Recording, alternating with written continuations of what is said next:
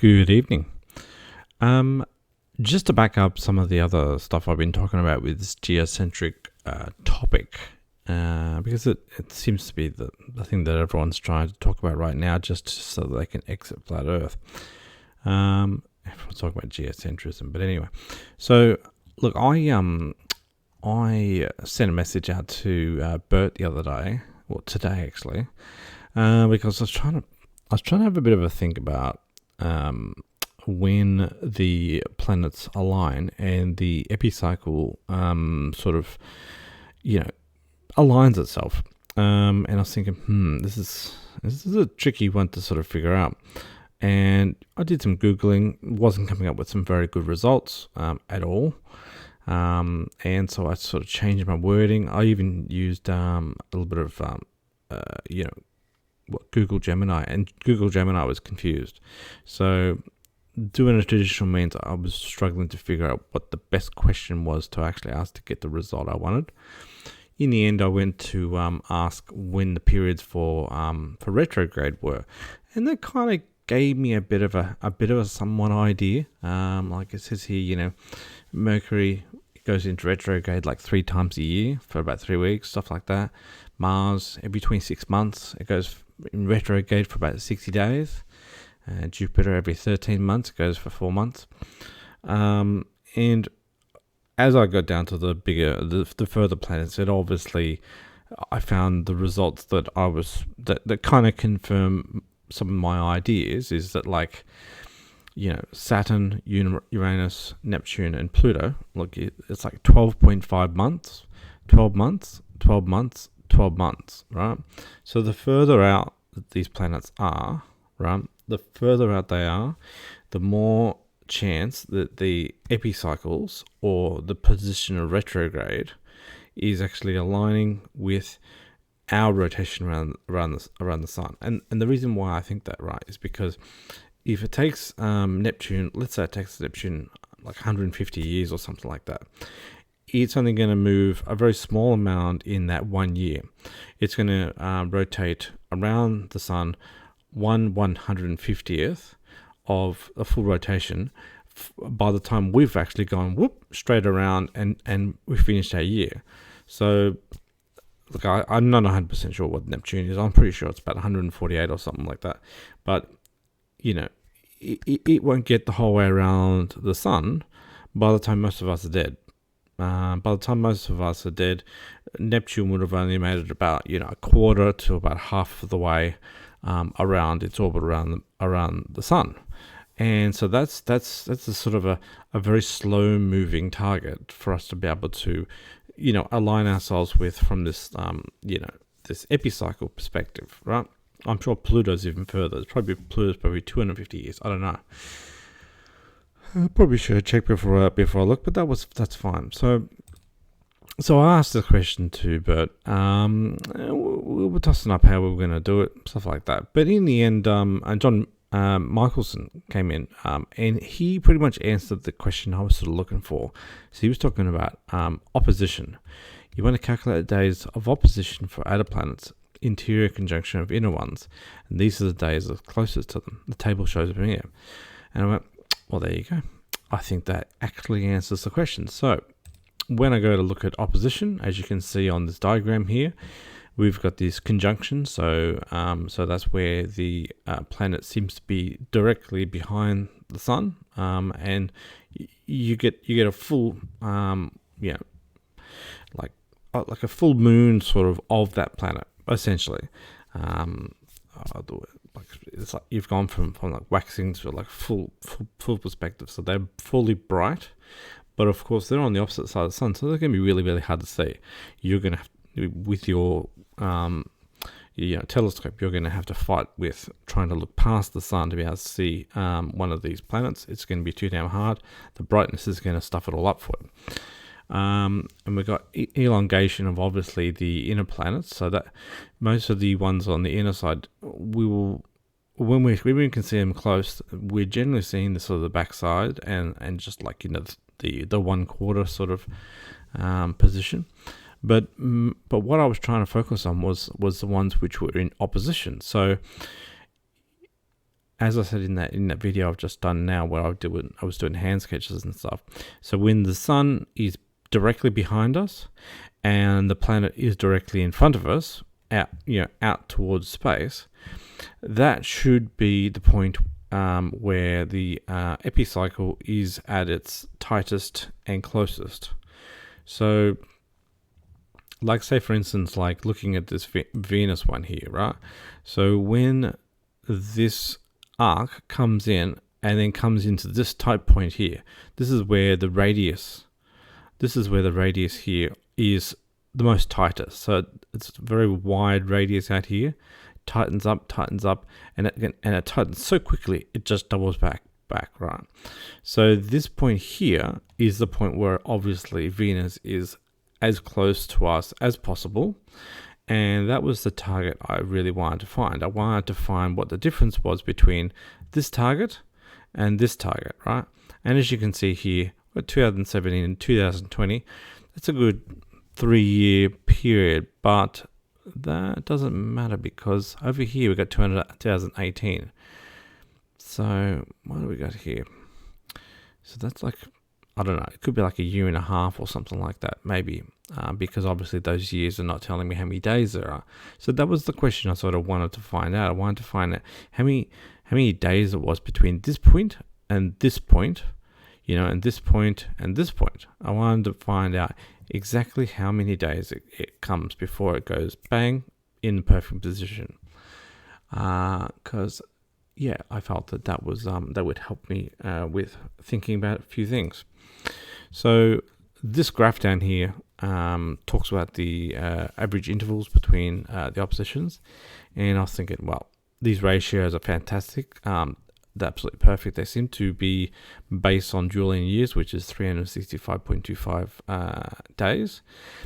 But of course, I realized I didn't really need to worry about, how Uranus was looking at Neptune or how Pluto was looking at Saturn. It didn't matter to me. All I wanted to know was everything based on Earth, because we're talking about geocentrism here. So geocentrism should be focusing on Earth and all of the oppositions which relate to us. So how we get deceived by seeing these retrogrades flipping around in front of our eyes. Because obviously, the question is obviously when it comes to Mars, when they go into like a retrograde, it starts to do strange things like this. As you can see, when we are coming around and Mars is drifting behind us, we start to see Mars do weird ass loops, and we're thinking, well, what's going on there? That doesn't make sense. Why has a planet just suddenly stopped, put on its brakes, gone backwards, and then started going forwards again? It's very confusing, obviously. So that would have been the classic question that everyone was trying to figure out. So I drew this quick sketch up here. So as far as I'm concerned, when it comes to outer planets, and just ignore the fact, now that I think about it, I shouldn't have written Venus like this. This should be something like Mars or Jupiter, just ones which are outer planets. So Venus is on the inside, so it was a mistake to put Venus on there. But either way, so the sun is directly behind Earth, right? So one side of the sun is getting the light, and when you're pretty much at midnight, whatever is directly opposite high noon, you would find that the epicycle of a particular planet would strike at that exact location right there. And that was the question I wanted to find. Now, I just copied and pasted that diagram onto here, and although there's lots and lots of numbers, you don't have to worry about it because I just focused it down to these yellow lines. So the first yellow line is not that important.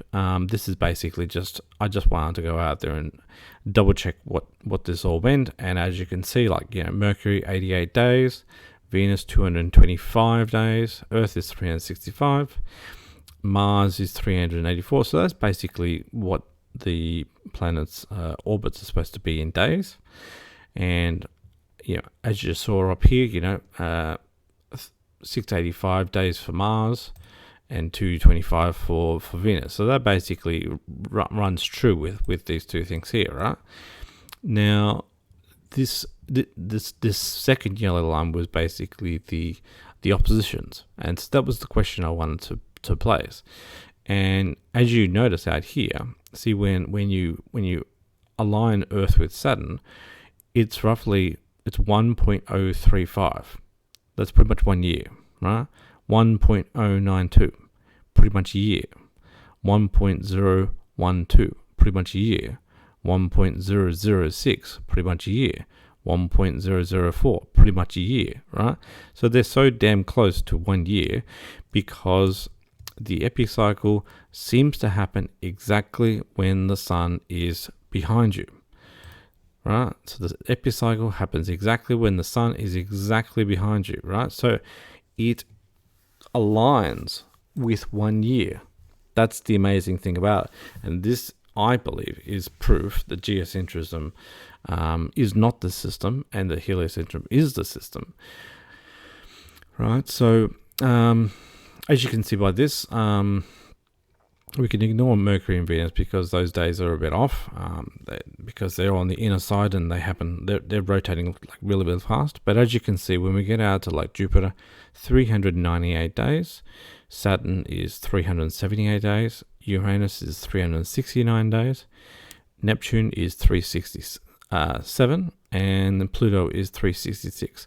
So it would take 366 days from a point where everything is aligned with an epicycle to the next time that Pluto is aligned with an epicycle. So you would go 1 year and you'd be like a few days into January by the time you are aligned with Pluto again.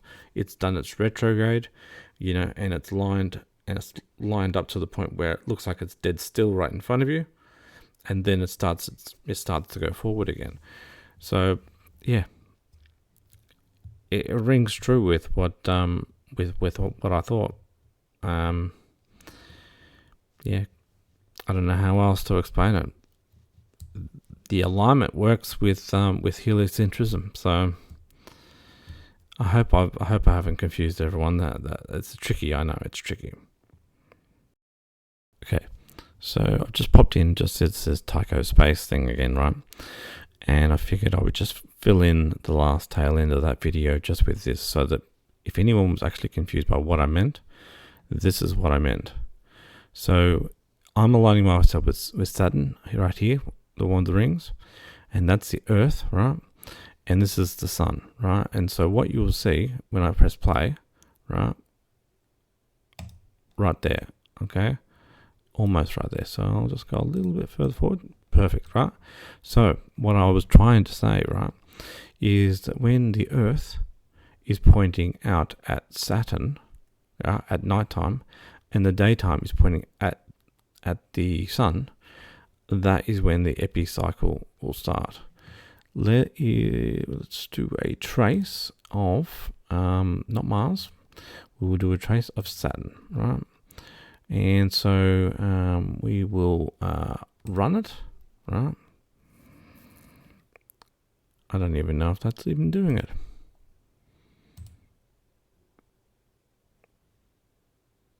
It's not even doing it. Come on, where's the trace? Oh, trace. Okay. There we go. Okay. Let's build up a bit of a trace.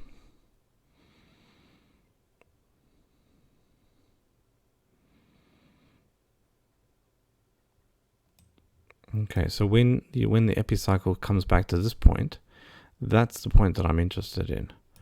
So what I might do is I might just quickly slow it down, right? So obviously it's a little bit too far forward, so I might run it again, and then when it gets close, I'm going to turn it down to the weekly. Let's go again. So watch this, right? So what I'm going to focus on doing is I'm going to focus on when the Sun aligns with Saturn. It's very close. It's very close. Let's go. Boom, right there. So this is what I'm trying to say. So the point of these two epicycles, right? This is where the Saturn, Earth, Sun are all in alignment, right? And this is where I believe is that difference there. So what does Saturn say here? Saturn says 378 days, right? So let me double check to see what it is. So we have, well, let's see, we've got a Julian day of 381, right? So what we're going to do is we're going to add 381 to 378. It's almost like the same thing, isn't it? So about 600.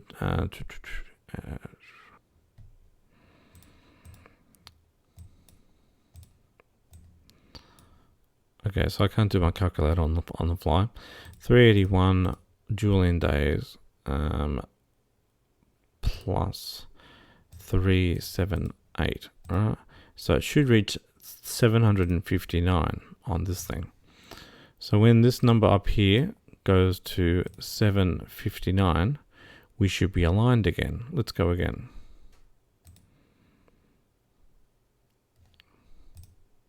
$7.59, guys. Let's go a little quicker. 6. Let's turn back to a week. So my target is 759 Julian days. So let's go to 759.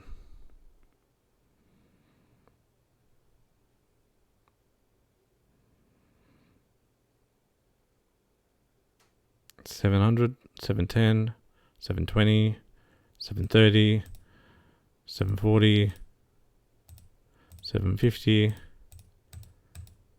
$761. I went 2 days over. As you can see, I was correct, right? So this epicycle aligns with the sun and the earth, right? That distance, like I've said there, is 378 days. Right? It's 378 days between these two locations. The numbers check out. This works with heliocentrism. So effectively, it's why I'm saying it aligns with heliocentrism, because we say that the sun is at the center, and we say that the Earth is rotating around the sun, and Saturn is rotating around the sun, right? And so Saturn is doing Saturn is out here, but we are on the Earth, so we come around to the point where we're closest, right? So when we come around to the point where we're closest, that's where we're looking at Jupiter closely. Okay, so when we're on the opposite side of the sun, right? When we go around to the opposite side of the sun, and we spin all the way around to the backside, it's let me quite a lot. There we go. So when we're on the backside of the sun, Jupiter is as far away as possible, right?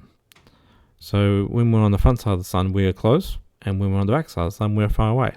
It's all about distance. It's all about, 3 people in a field, and one person goes behind the other, and you can see that third person is far away. That's all it is. So I hope that explains it visually for anyone who's a bit perplexed by all the numbers and the confusion. So it makes sense. All right, I'll wrap it up there. Thanks.